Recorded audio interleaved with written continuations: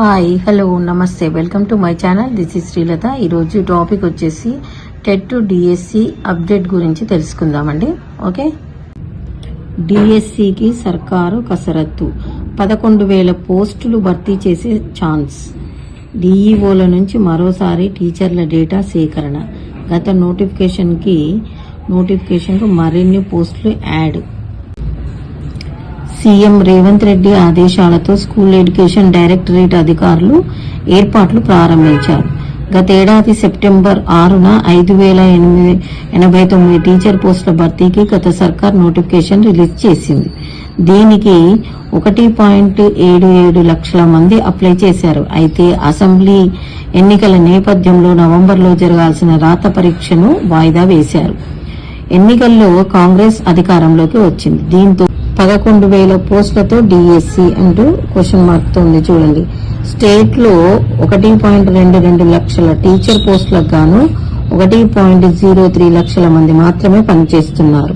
మిగిలిన పోస్టులు ఖాళీగా ఉన్నాయి. కానీ టీచర్ స్టూడెంట్ రేషియో ప్రకారం టీచర్ పోస్టులు ఎక్కువగా ఉన్నట్లు అధికారులు చెప్తున్నారు. ఈ క్రమంలో గత సర్కార్ హయాంలోనే 9,370 పోస్టులు ఖాళీగా ఉన్నాయని చెప్పినా కేవలం 5,089 పోస్టులకే డిఎస్సి నోటిఫికేషన్ వేశారు. ప్రస్తుతం ఈ పోస్టులన్నింటినీ భర్తీ చేయనున్నారు. వీటితో పాటు ఇటీవల హెడ్ మాస్టర్ల ప్రమోషన్లు జరిగాయి. దీంతో ఖాళీ అయిన స్కూల్ అసిస్టెంట్ పోస్టుల వివరాలను డిఈఓల నుంచి అధికారులు సేకరిస్తున్నారు. వీటితో పాటు సర్కారు బడుల్లో స్పెషల్ ఎడ్యుకేటర్ పోస్టులను మెగా డిఎస్సి ద్వారానే భర్తీ చేసే యోచనలో ఉన్నారు. మొత్తంగా 11,000 పోస్టుల వరకు ఖాళీలు ఏర్పడే అవకాశం ఉందని, వాటన్నింటినీ డిఎస్సి ద్వారా నింపే అవకాశం ఉందని అధికారులు చెప్తున్నారు. ప్రస్తుతం సేకరించిన వివరాలను సర్కారుకు అందించి పోస్టుల భర్తీకి ఆమోదం తీసుకోనున్నారు. చివరగా మార్పులతో డిఎస్సి సప్లిమెంటరీ నోటిఫికేషన్ ఇచ్చి వాటిని భర్తీ చేయనున్నారు. జూన్ 11 కల్లా విద్యా వాలంటీర్లు సిద్ధం. ఒక్క ఖాళీ లేకుండా చూడాలని ప్రభుత్వ నిర్ణయం. శాశ్వత ఉపాధ్యాయుల నియామకాలు జరిగే వరకు వారు విధుల్లో.